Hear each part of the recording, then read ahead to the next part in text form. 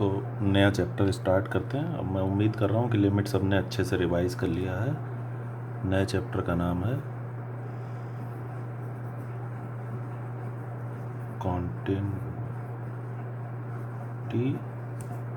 Continuity of a function.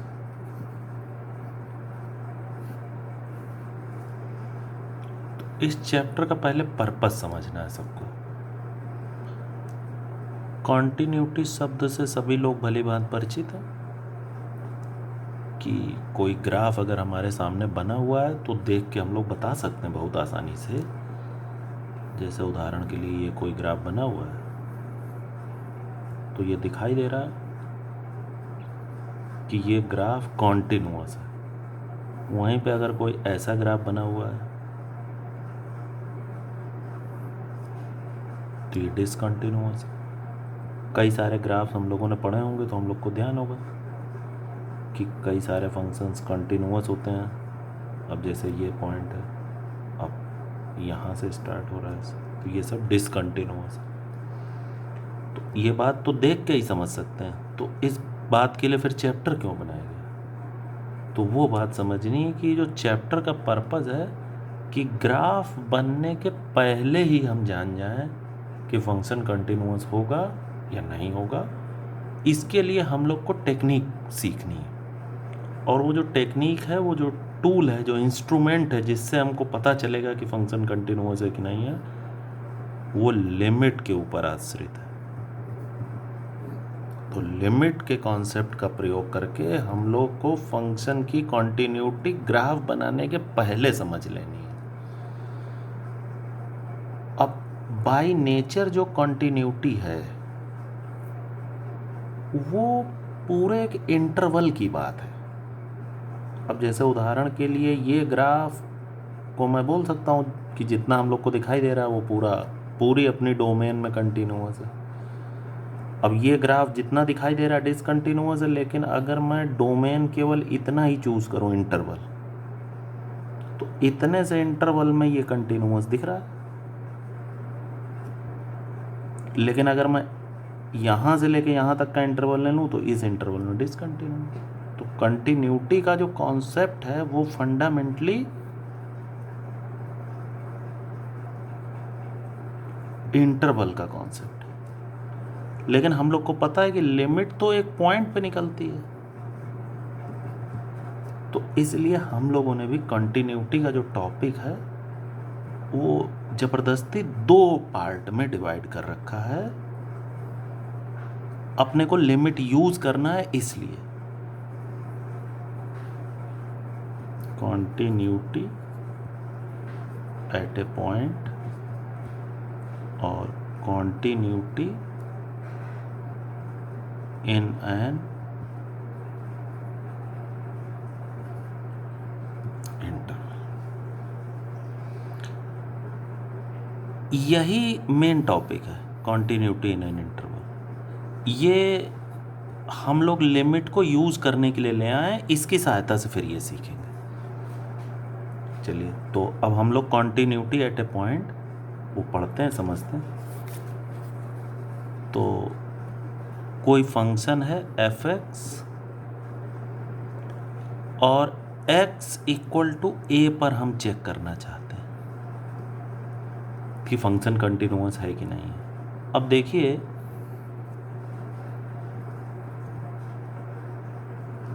मान लो ये किसी फंक्शन की डोमेन है, तो ये जो a है वो एंड पॉइंट हो सकता है या कहीं बीच का पॉइंट हो सकता है।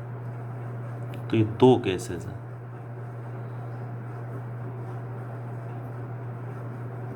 इंटीरियर पॉइंट ऑफ डोमेन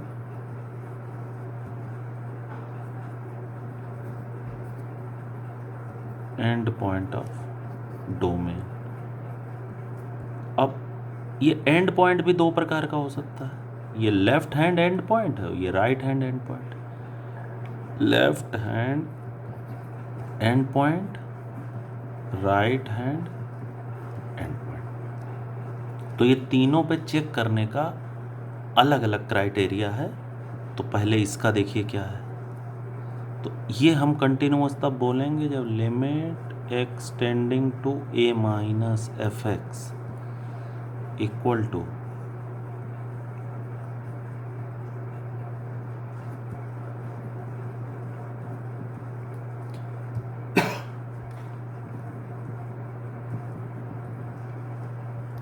अगर left hand limit right hand limit function का वैल्यू उसी ए पॉइंट पे ये सब आपस में इक्वल होंगे और फाइनाइट भी होंगे, then F X is said to be continuous at X equal to A. तब हम बोलते हैं कि एक्स इक्वल टू ए पे ये फंक्शन कॉन्टिन्यूअस है।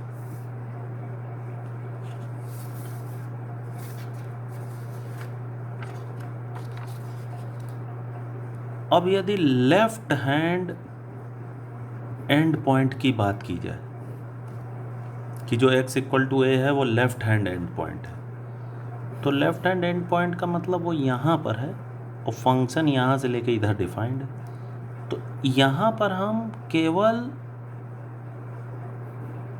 राइट हैंड लिमिट देखेंगे, क्योंकि लेफ्ट हैंड लिमिट तो हम डोमेन के बाहर चले गए, और फंक्शन की वैल्यू देखेंगे और फाइनाइट देखेंगे। अगर इतना हो जाए तो कॉन्टिन्यूअस, और कॉन्टिन्यूअस नहीं है तो फिर डिसकंटिन्यूअस। अब इसी तरीके से राइट हैंड एंड पॉइंट है तो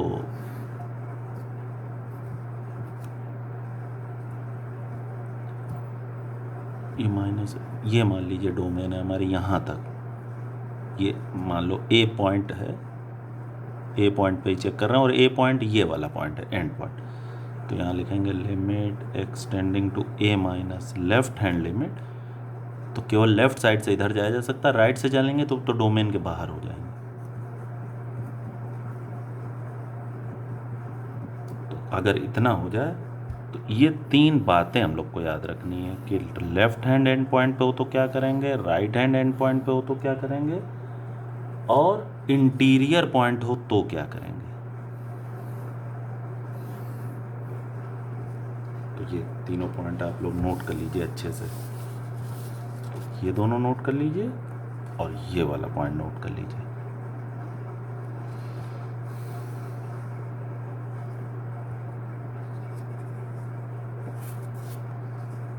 तो ये हो गया पॉइंट पे कंटिन्यूटी। अब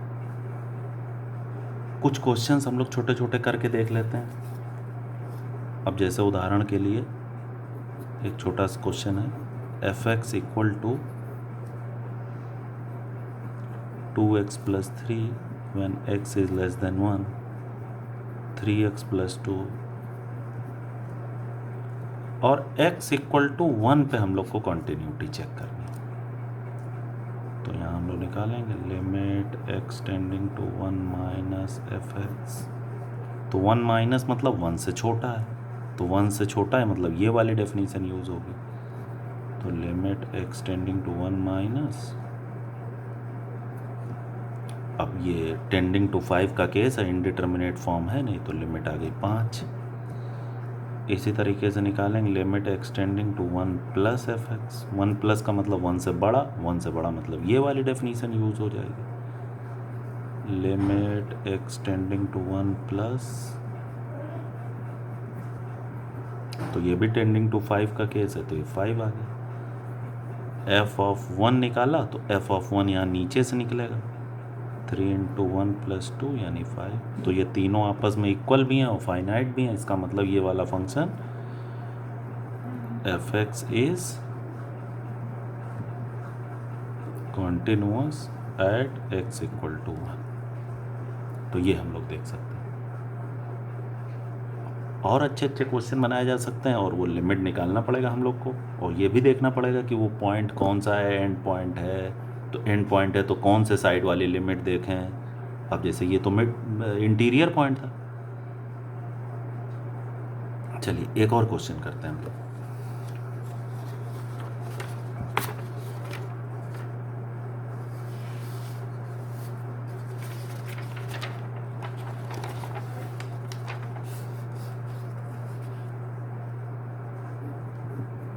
F X equal to sine X upon X X less than 0 1 when x equal to 0 और x upon cos X X greater than 0 और at x equal to 0 check करना है। तो हम लोग को दिखाई दे रहा है 0 के दोनों तरफ ये फंक्शन डिफाइंड है, तो 0 is interior point of the domain. तो limit x tending to 0 minus F X, तो 0 माइनस मतलब 0 से छोटा, तो 0 से छोटा मतलब ये limit x tending to 0 minus sine X upon X. तो हम लोग को पता है ये लिमिट तो 0 माइनस हो चाहे 0 प्लस हो 1 ही आती है, तो ये 1 हो गई। f0 की वैल्यू भी 1 हो गई, ये दिया ही हुआ है पहले से। Limit x to 0 plus F X equal to, तो 0 प्लस पे अब ये वाला फंक्शन डिफाइंड है, limit X tending to 0 plus x upon cos X. अब यहाँ पे देखिए फॉर्म जो है वो tending to 0 upon tending to 1 का फॉर्म है, तो ये लिमिट 0 आ रही है। तो अब ये तीनों आपस में इक्वल नहीं है, इसका मतलब ये जो फंक्शन है ये x इक्वल टू 0 पे डिसकंटिन्यूअस है। ठीक है, चलिए एक और अच्छा एग्जांपल लेते हैं।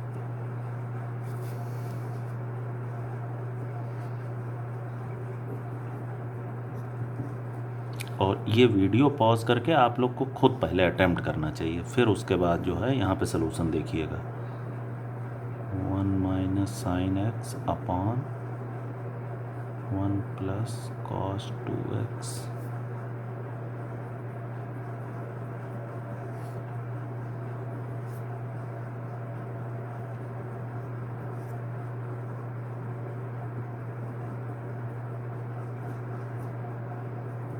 और ये काफ़ी अच्छा क्वेश्चन है, इसके लिए सब्स्टिट्यूशन का भी यूज़ करना पड़ेगा।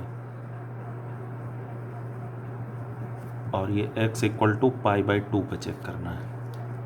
ठीक है, तो वीडियो पॉज करके आप लोग इसको खुद अटेम्प्ट करिए। चलिए तो अब इसका सलूशन देखते हैं। तो नंबर 1 हम लोग देखेंगे limit x tending to π/2 minus F X, यानी limit x tending to π/2 minus π/2 से छोटे पे ये वाली लिमिट है 1 माइनस साइन एक्स अपॉन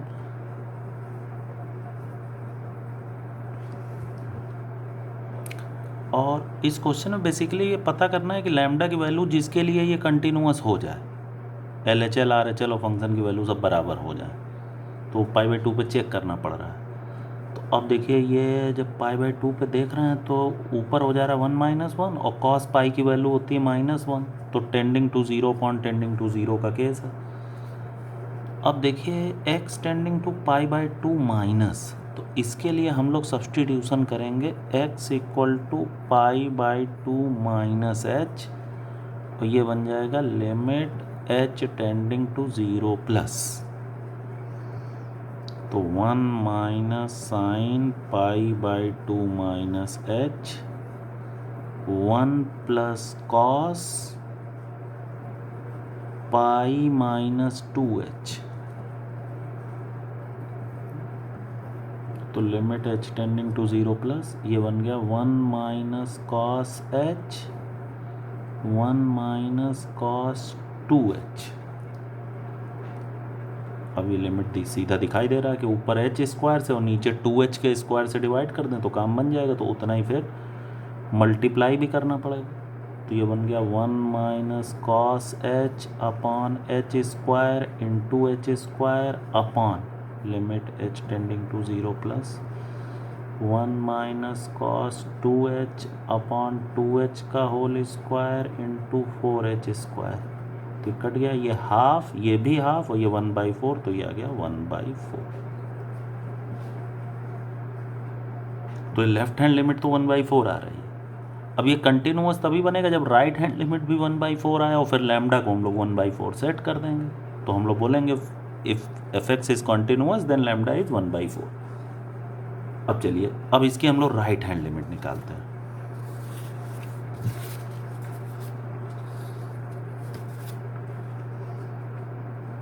तो राइट हैंड लिमिट बनेगा limit extending to pi by 2 plus, तो पाई बाई 2 प्लस पे जो फंक्शन था 2x माइनस पाई का स्क्वायर अपॉन tan 2x, तो यहाँ पे सब्सटीट्यूशन करेंगे x equal to pi by 2 plus H, तो ये बन जाएगा limit h tending to 0 plus, और ऊपर बन जाएगा pi plus H minus pi यानी एच स्क्वायर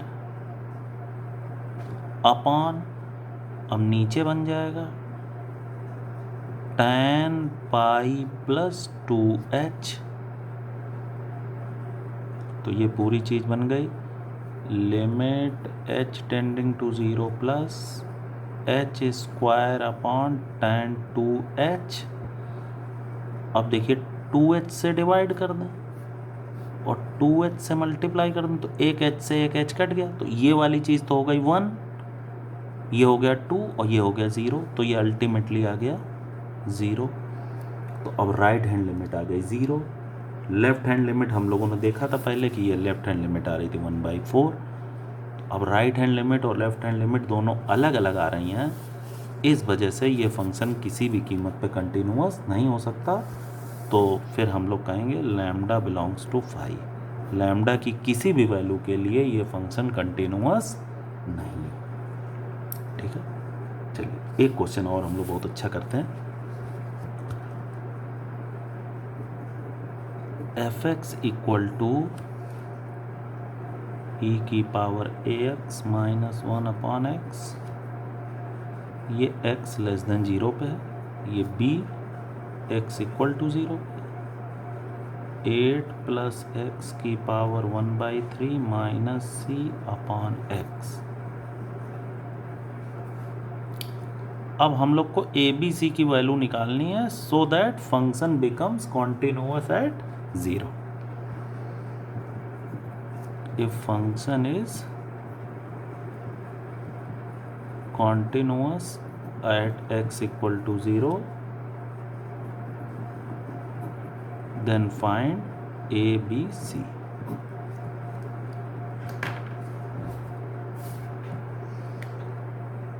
तो फिर वही left hand limit right hand limit निकालते हैं, फंक्शन की वैल्यू निकालते हैं, और आप लोग निकालिए वीडियो पॉज करके आगे इसको सॉल्व करिए, फिर देखते हैं सलूशन। तो limit X tending to 0 minus, तो 0 माइनस पे ये वाला डेफिनीशन यूज़ होगा, तो ये बन गया e की power ax minus 1 upon X. तो अगर हम लोग a से डिवाइड मल्टीप्लाई कर लें तो ये वाली चीज़ 1 हो जाएगी, तो ये पूरी चीज़ आ गई a। फिर f0 की वैल्यू क्वेश्चन में दिया हुआ है b। अब limit x tending to 0 plus 8 plus x की power 1/3 minus c upon X. अब यहाँ से बहुत अच्छा क्वेश्चन है। अब ये वही कर पाएगा जिसको मैंने जो अभी बात पढ़ाई है वो अच्छे से सुन करके दिमाग में बैठाइए, सुना तो बहुत लोगों ने होगा। अब ये जो सबसे पहले जो महत्वपूर्ण बात बताई थी कि left hand limit right hand limit function की वैल्यू इक्वल भी होनी चाहिए और फाइनाइट भी होनी चाहिए। तो यहाँ पे हम लोग इस फाइनाइट वाली बात का यूज़ करने जा रहे हैं। यहाँ फॉर्म देखिए कौन सी है, नीचे है टेंडिंग टू 0 और ऊपर है ये 8 प्लस 0 यानी 8 यानी उसका पावर 1/3 यानी 2। तो यहाँ फॉर्म बन रही है tending to 2 minus c upon tending to 0। अब क्योंकि नीचे टेंडिंग टू 0 है, ऊपर वाली चीज़ अगर 0 नहीं हुई तो ये फाइनाइट लिमिट आ ही नहीं सकती। तो इसको फाइनाइट बनाने के लिए अब कोई विकल्प नहीं है सिवाय इसके कि c को हम लोग 2 लें। तो ये देखो ये फाइनाइट वाली बात यूज़ करके 2 आ रहा है। अब 2 रख दें, तो 2 रखने के बाद अब ये सिंपल सा एक क्वेश्चन हो गया एक्सपेंशन वाला। ठीक है, तो उसको चलिए मैं सॉल्व कर दे रहा हूँ आप लोगों के लिए। Limit extending to 0 plus 8 plus x की पावर 1/3 माइनस 2 अपॉन एक्स, पूरे में से 2 कॉमन ले लेते हैं।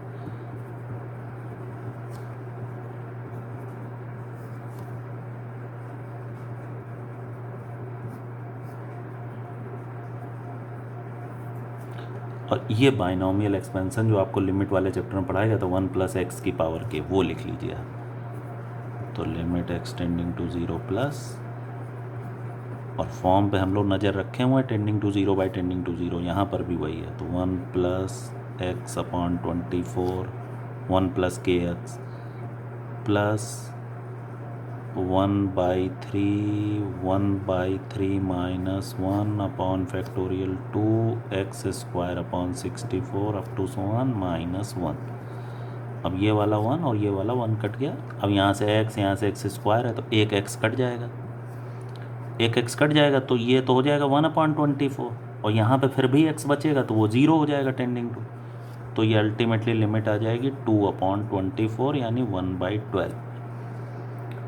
और हम लोगों ने लेफ्ट हैंड लिमिट a निकाली हुई है और फंक्शन की वैल्यू b निकाली हुई है, और ये राइट हैंड लिमिट हम लोग की निकल गई 1/12। तो a equal to b equal to 1/12, ये बन गया। तो ये देखिए कुछ क्वेश्चंस थे। चलिए दूसरे वाले वीडियो में मैंने होमवर्क लिख रखा है, तो वो देख करके होमवर्क आप लोग को करना है, ठीक है। तो पहले इसको वीडियो पॉज कर करके रिवाइंड करके ये लिमिट एट ए पॉइंट का कॉन्सेप्ट समझ लेना है, ठीक है। तो ये नया चैप्टर है, इसके अच्छे से नोट्स बनाइए और होमवर्क करिए।